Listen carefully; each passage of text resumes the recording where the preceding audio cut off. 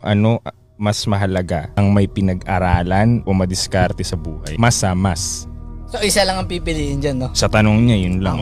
Gusto ko sanang sagutin dalawa eh. Diskarte. Pero ano ang mas may Sa diskarte? diskarte. Kasi nakakita nga ako ng ano tol eh. Nakakita ako ng no read no write na ang laki-lago ng business niya. No read no write to siya. Diskarte niya lang dinaan ko eh, diba? Weird dahil no read no write. Mas mahirap na Pero pinagagaling. kung pagsamahin mo yung combo na yan, Yun ang magandang Kung may sagot. okay na. Depende sa estado mo sa buhay actually.